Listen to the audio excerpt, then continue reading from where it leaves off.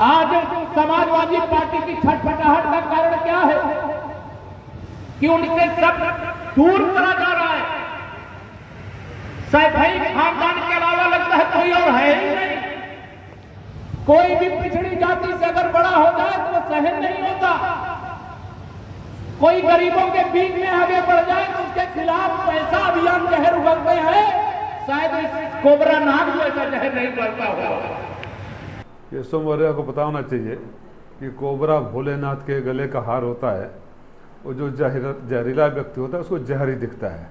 तो जैसी जिसकी सोच होती है, अब उनका ये काम है सुबह से शाम तक दिन भर जहर उगलते रहना कि हाईलाइट हो, क्योंकि उनको कोई नोटिस तो लेता नहीं।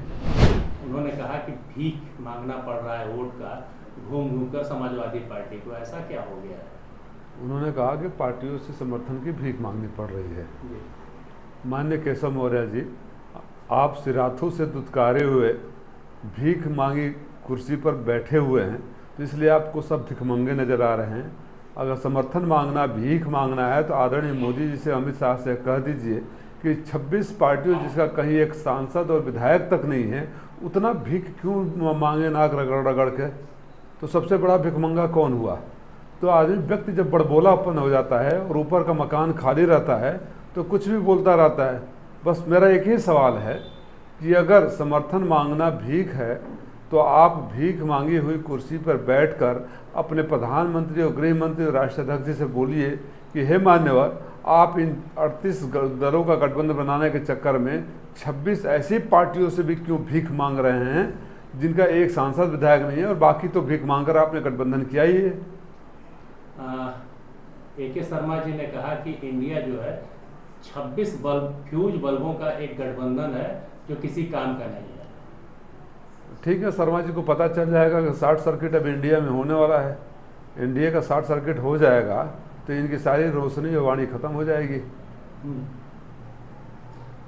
आज जो केशव प्रसाद मौर्य ने एक बात और कहा है कि दलितों वंचितों का सबसे बड़ा गठबंधन जो है वो भारतीय जनता पार्टी, इसमें अगड़ा भी है, पिछड़ा भी है और दलित भी है।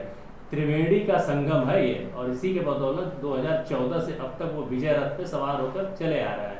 अब तक कोई कुछ नहीं उनका बिगाड़ सका। क्या कहेंगे इस पर? कोई सगा नहीं जिसको ठगा नहीं। अगड़े से लेकर पिछड़े तक, दलित से लेकर अन्य जातियों तक सबको ठगने का काम किया है। और जब शुरू में सबको अच्छा लगता है, जब जनता को पता चल जाता है तो तमाम ऐसे उदाहरण मिलेंगे जो लंबे हिटलर से लेके मुसोलिनी से लेकर तमाम मैं उदाहरण दे सकता हूँ कि उनको भी लगता था कि पूरी दुनिया बस उन्हीं की पूजा कर रही है। ऐसा चुनाव प्रचार प्रसार किया कि सपा के बड़का नेता को आज गाँव घुमा दे। ओम प्रकाश राजभर और प्रोफेसर राम गोपाल यादव, क्या तुलना है। कल मैंने एक वीडियो देखा जहां इनके एक मंत्री आदरणीय स्वतंत्र देव सिंह खेत में घुसकर किसी को पकड़ कर बोल रहे हैं कि यादव है वोट देने वाला है। दूसरा वीडियो मैंने देखा कि बोला कि ज़िंदगी में कभी वोट नहीं दूंगा। खेत मेड़ मंत्री लोग घूम रहे हैं, वो आदमी दूसरे पर अपने पूरे दोनों बच्चों के साथ लेकर गांव घूम रहे हैं। मैंने सुना कोई कुर्सी तक बैठने को नहीं दे रहा है। और दूसरे के ऊपर कमेंट, ये खाली बड़बोलेपन में अपनी दुकान चला रहे हैं। कुछ दिनों के बाद बड़बोलापन भी खत्म हो जाएगा। मैं हमेशा कहता हूँ कि बुझता हुआ चिराग बड़ी तेज भड़कता है, तो बुझने से पहले फड़फड़ा रहे हैं। वो कह रहे हैं कि अखिलेश, शिवपाल और रामगोपाल को सीबीआई का डर लगता है, इसीलिए भाजपा से डरे हुए हैं। मैंने बोला ना, प्रोफेसर साहब उनके बारे में सही कमेंट किए। अरे डर लगता तो तुम्हारी तरह जाकर सरेंडर कर दिए होते। डर लगता तो लड़ नहीं रहते। और समाजवादी डरते नहीं है, न डरते हैं, न झुकते हैं, न बिकते हैं, न तुम्हारी तरह इधर उधर फुदकते हैं सत्ता के लिए। अब सरकार में आगे पक्का जांच करवाऊंगा इन लोगों को। पहले सरकार में तो आए, घोसी में हम उनकी बत्ती गुल कर रहे हैं, उसके बाद दिल के अरमां आंसुओं में बह गए, हम मंत्री बनते रह गए। मन से आज बोलेंगे मंत्री बन रहे हैं हम लोग, मंत्री बन रहे हैं ना। आप जब याद होगा, जब फोटो अमित शाह के साथ वायरल किए थे तो बढ़ गए। एक हफ्ता में हम लोग मंत्री बन रहे हैं, एक हफ्ता में मंत्री बन रहे हैं। कितने दिन गुजर गए, अब हो रहा है चुनाव बाद मंत्री बन रहे हैं। अरे चुनाव में जीतोगे तब तो मंत्री बनोगे। और बाबा मंत्री बनाएंगे? बाबा के अंदर थोड़ा सा भी आत्मसम्मान और स्वाभिमान बचा होगा तो जिन शब्दों को इस्तेमाल इन्होंने बाबा के बारे में किया, मुझे तो नहीं लगता है बाबा इनको माफ़ करेंगे, भले जाके नाक रगड़ रहे हो। एक और चीज़ वायरल हो रहा है कि निषाद ने बोला कि जो निषाद पंडित संजय निषाद हैं, उन्होंने कहा कि सपा रावण बन गई है और हम लोग खत्म कर देंगे, नाश कर देंगे। कौन बोलता है? जिन्होंने भगवान राम के अस्तित्व पर सवाल उठा दिया था, ये भारतीय जनता पार्टी जैसी दोमुही पार्टी ही है जो उस व्यक्ति को रखी हुई है जिन्होंने भगवान राम के पैदाइशी पर उन शब्दों का इस्तेमाल नहीं कर सकता। भगवान राम के पैदा होने पे ही सवाल उठा दिया था, उसको हर कोई रावण दिख रहा है। वो क्या है उनको जनता बता देगी। हाँ, आज बड़ी चर्चा यह है कि पूरे मंच पर जो भाजपा में चर्चा हो रही है कि भाजपा का गाड़ी, भाजपा का झंडा, भाजपा के पैसा और ओम प्रकाश राजभर हीरो बन रहे हैं। ये बात है ना कि ये दूसरे पर, मैंने शुरू में बोला था, ये वो छड़ी है जो बिना सहारे के खड़ी नहीं हो सकती। इनको बोलने के लिए सहारा चाहिए, इनको जीतने के लिए सहारा चाहिए, मंच पाने के लिए सहारा चाहिए।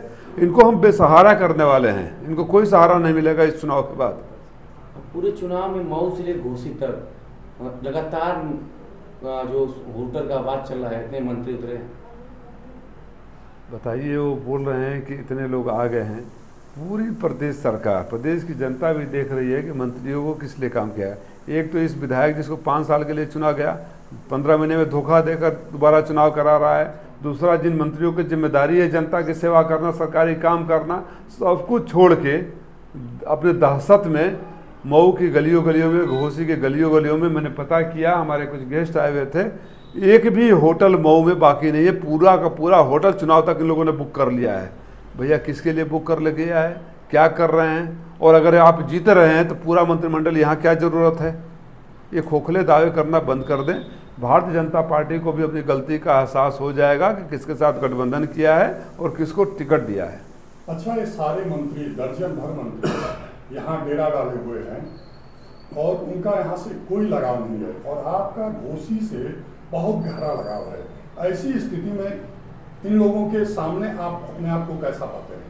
अकेले आप इस महासमर में? मैं अकेले कैसे हूँ? पूरी नहीं, ये स्थानीय रूप से मैं अकेले नहीं, आपका स्थानीय प्रभाव। मेरी बात सुनिए, मैं अकेले नहीं हूँ। घोसी के मालिक, घोसी की जनता, उनका आशीर्वाद और उनका समर्थन मेरे साथ है।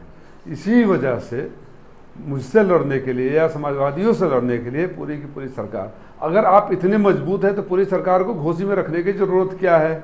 आप बैठिए, वोट पे आ जाइए।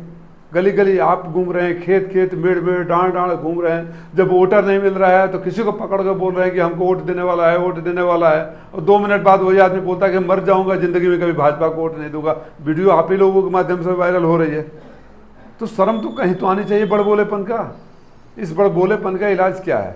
इसका इलाज 5 तारीख को घोसी की जनता दे देगी। तो ये आपका मानना है कि सरकार का यहाँ उतर जाना इस बात का संकेत है कि ये लोग चुनाव को लेकर सशंकित हैं, डरे हुए हैं, भयभीत हैं, कांप रहे हैं और इज्जत बचाने के लिए हर चीज़ करने के तैयार हैं। और मुझे पता चला है कि आखिरी दिन में 3 दिनों में अपने धनबल का भी दुरुपयोग करेंगे। मैं शासन और प्रशासन से अनुरोध करूंगा कि निष्पक्षता बरतें और जहाँ कहीं ऐसी शिकायतें हम लोग दें या उनको शिकायतें मिलें तो उस पर कार्रवाई जरूर करें।